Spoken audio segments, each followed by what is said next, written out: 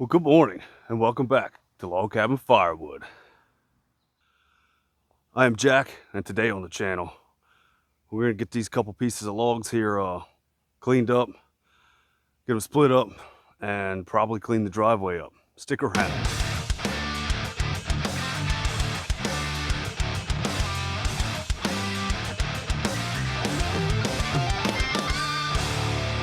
So it would be really nice if I could get this log rolled over. I guess it doesn't really matter now that I got it broke apart from this other one. I was trying to get it to roll over on its side, so it was on the round part. And I thought about going and getting the excavator from next door, but this thing's it's just a little too heavy for me. I can get it to about right there. It'd be nice if it would sit right there.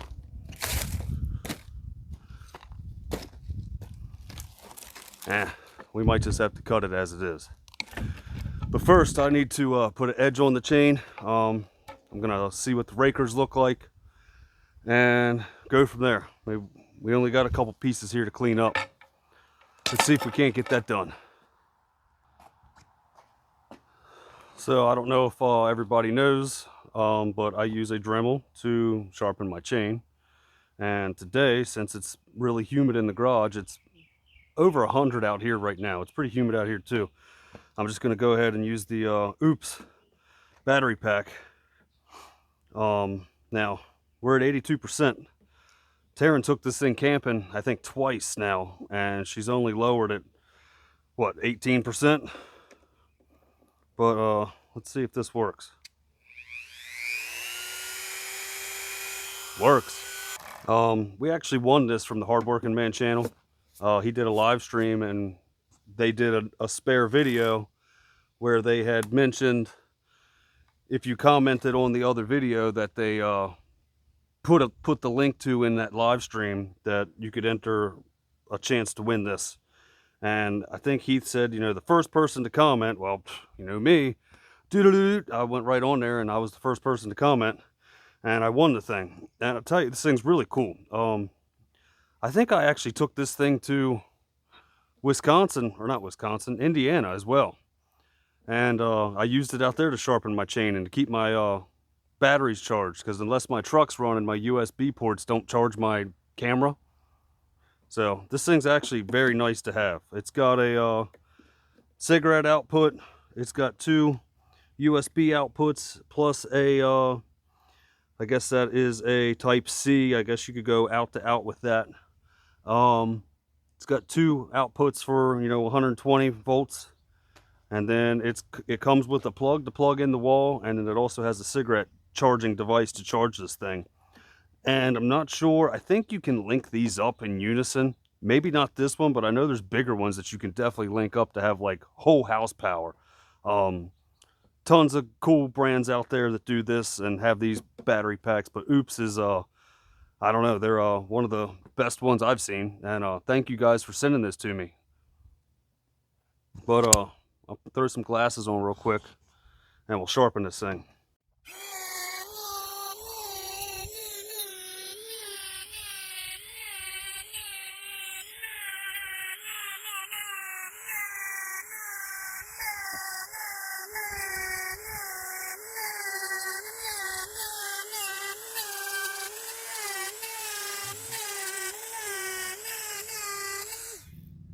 All right, so we're going to stop a little bit here. The center of my grinding disc has worn out, so I'm going to change it. That way I get a consistent sharpen on here. I'll be right back. Yeah, you got to pay attention sometimes to these. If it wears out, just change the bit. And another thing, when you put drill bits or anything into your collets, you don't want to go all the way home. You want to have a little bit of space. That way it can actually tighten up on it. That goes for routers too. You don't ever want to send it all the way home. Give it a little bit of space here, but you can look at this here and see the difference. I think, can you? This one over here is worn out, so this one will cut more. All right, back to grinding.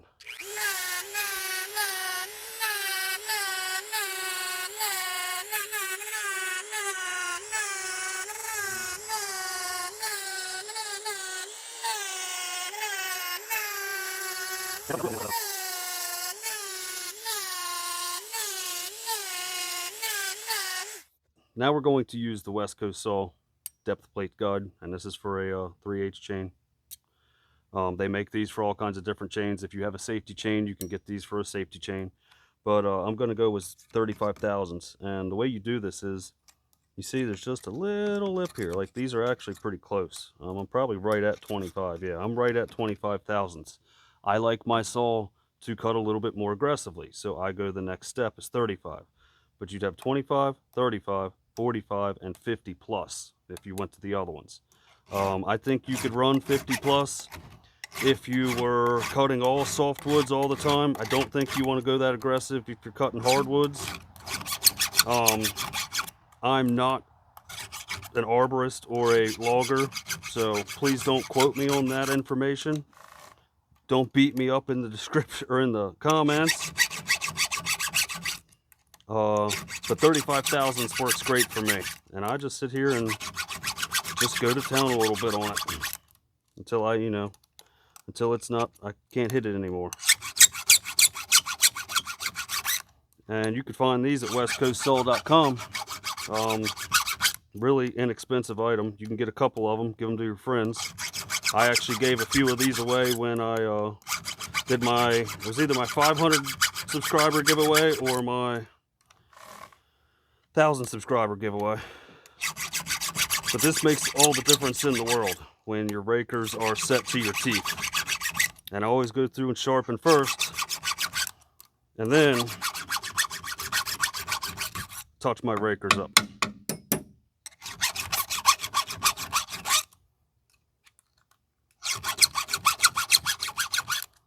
When I went out and cut that cherry and locust at the motherlode spot, I just went out there and sharpened my chain, and boy, I really worked that day to cut that stuff. I should have touched my rakers up, but I didn't think I needed it. I was being lazy. So this is one of those steps that, about every third or fourth sharpen, you should probably at least check and see what you're looking like, because this will make a world difference of your saw cutting and pulling you into the wood, or you actually having to force the thing into the wood. But again, you got to be careful with this. Don't take it too aggressive to where your saw is bouncing when you're cutting.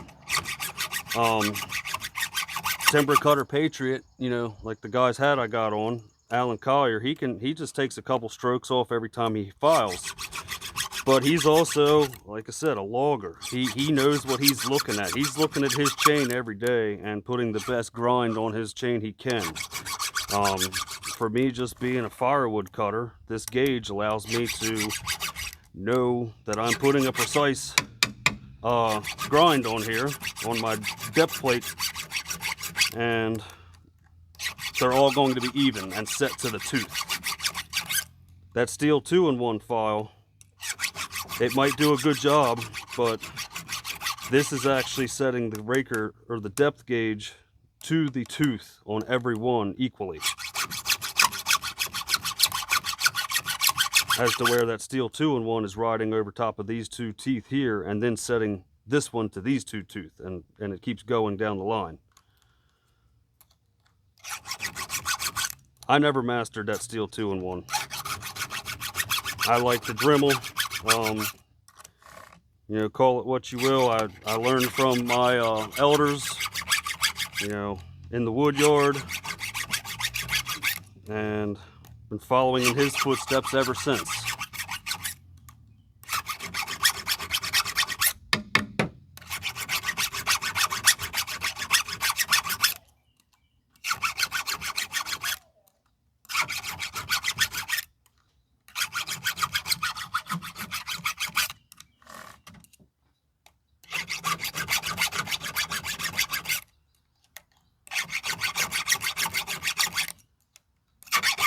So there we go. That wasn't that painful at all. Now all my rakers are set to my teeth.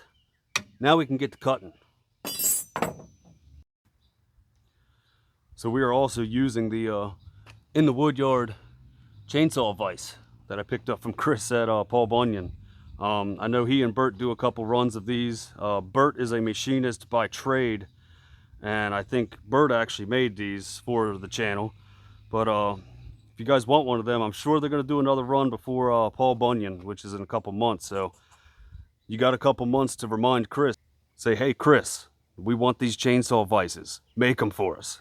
But I still have to oil and gas up the saw, and then I'll get the perfect stick out, and I'm just going to start marking this one out on the side here and see what we can get through. And if I have to go get the excavator, I will.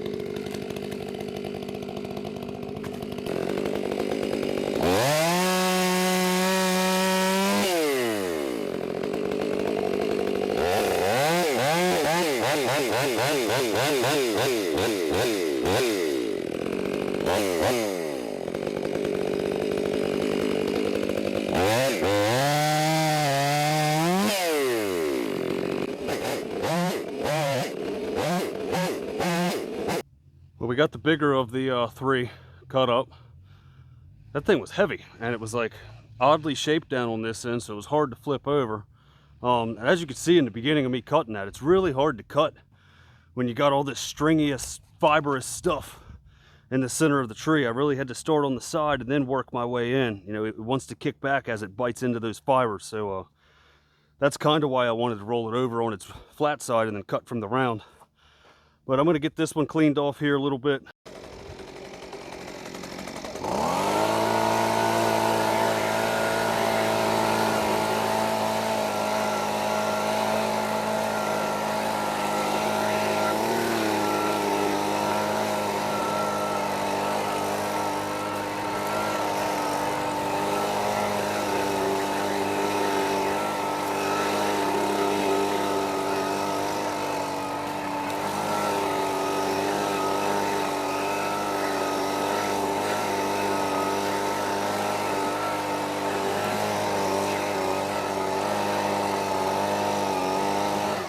One of two Husqvarna things that I actually own.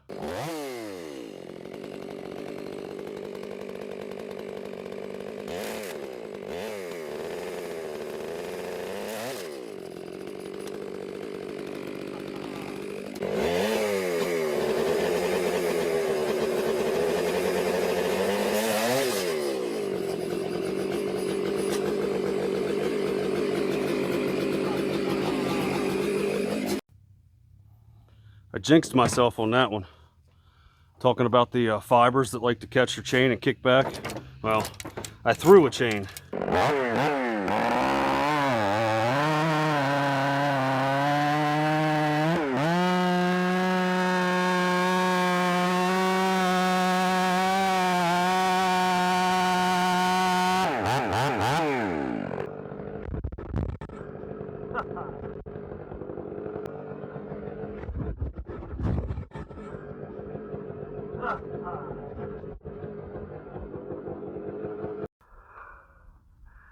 Well, that one definitely took me for a ride.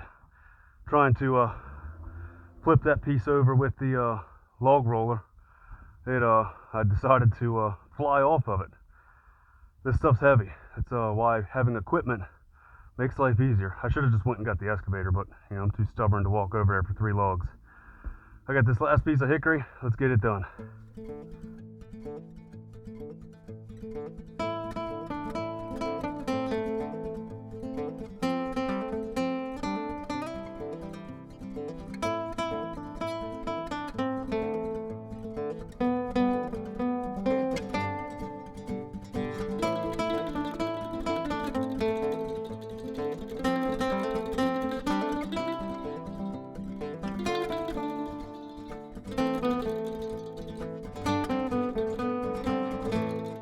Here we go. I got the last 2 pieces of oak cut up, and this piece of hickory here, this is the nicer of the other, like I think I had 5 pieces of hickory. This stuff looks nice. Not a bunch of rot around the outside. Either way, it's going to be good heat with good smoke wood. But there we go. Everything's cut up. I guess we will get the Axis fired up. You know, the overkill machine that I bought that I love. I haven't even fired the old 916 up yet. Maybe I'll have to do that when I get that locust and cherry back in here. And I definitely hit the blacktop when I was cutting this one right here. When I couldn't get it rolled over and I was trying to nip the edges down, I hit the blacktop. I saw sparks, and cutting through that hickory, man, that hickory is tough. I actually fought for that one. The 500i will still cut with a dull chain. It's not good for the saw revving it up that much and keeping it that high RPMs. But because it revs so high, it will still cut with a dull chain. So when you start working, just stop. Don't be a dum-dum like me. But it was the last piece, so I said, let's just get through this. I'm ready to go take a shower. Tomorrow, I will come out here and tackle this stuff.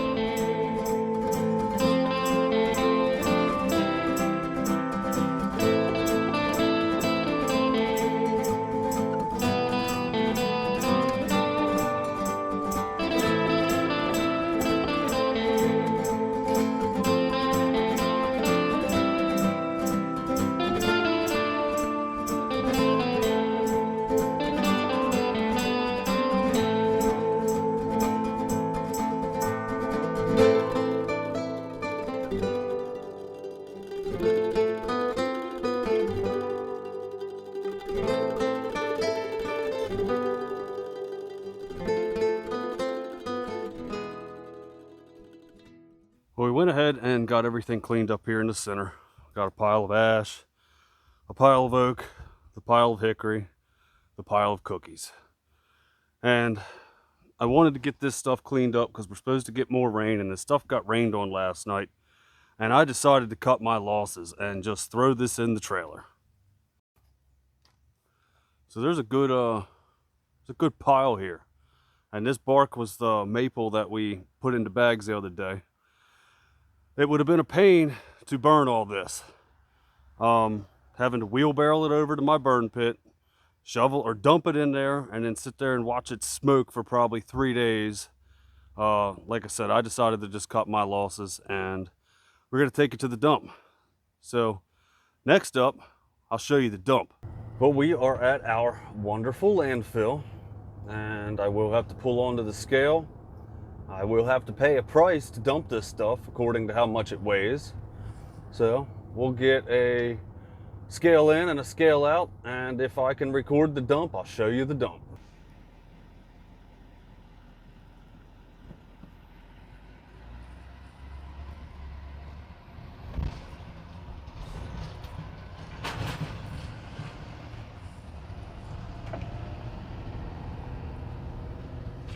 Well, as you can see, just the truck and the trailer alone, I am well over 10,000 pounds. I believe it was 12,050 or something like that. So if I was acting as a commercial vehicle, I would definitely have to have some US dot numbers on this truck. Just goes to show you how, you know, a 3/4 ton truck and a decent sized dump trailer throws you over that weight with your combined GVRW. But originally the guy asked if I had a hard hat and a vest. I guess he was going to send me to the trash cell, which I do not have to go to. I normally take my brush up here and I dump it in the brush pile, and they just recycle this and they'll turn this stuff into mulch. And that's where I'm going now.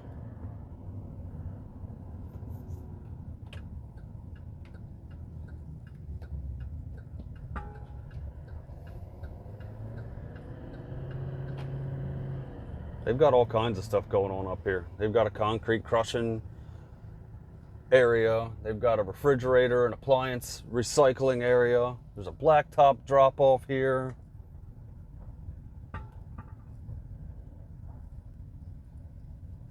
All kinds of goodies. So again, we were like 12,000, something like that on the inbound scale. Let's see what we are on the outbound.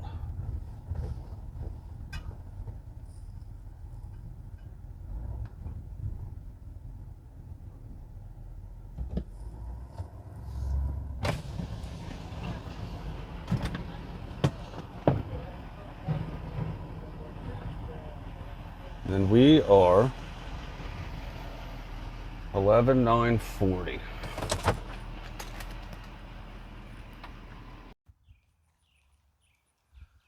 Well, we are actually sitting here editing on a Sunday morning, and you can see I got the driveway cleaned up. It's been super hot, work's been a mess. I came out here one day and just blasted this stuff out. Got all the wood and all the debris cleaned up, and watching me go in and out of the landfill, my inbound scale number was 12,540 pounds, and our outbound after we dumped was 11,940. And that was exactly 600 pounds of sawdust and bark. Now, yes, I could have burned that, but that would just have been a pain in the butt. But let's go take a look, and I'll show you the final tally of the wood that we bought from Blandford Tree Service, or Brad's Tree Service. Now it's BTS Firewood, or I guess it's BTS Services. We'll check out this wood real quick. I'll give you a good tally. Well, this is the row where I had to take the maple so we could finish these last 2 stacks. So there is 6 face cords. We'll call this one 6.5 face cords. We'll call this one here 7 and 8 face cord. And then over here, we're going to call that a half. So there's 8.5, 9.5, and then this one back here will make 10 face cord, And then we also have the hickory. So we almost came up with a full face cord of hickory. It's probably 3/4 of a face cord, and this is all good stuff. When the wind blows the right way, I can smell this stuff all the way around the property. So all in all, we're gonna say it's about 10 3/4 face cord. Now that is also including the stuff that we got from my neighbor, that truckload of stuff he dropped off. So we'll take away a face cord out of that. So we'll just say we got 10 face cords all together with what Brad brought us. Definitely worth the money. And I will definitely consider buying a load of logs again. But this is kind of a long video already. I thank you guys so much for watching. I hope you guys have a great rest of your weekend. Stay safe, stay hydrated. It's hotter than Hades out already here today. And take care of each other. I'll see you back here next Saturday, 6:30 a.m. Thank you so much for watching.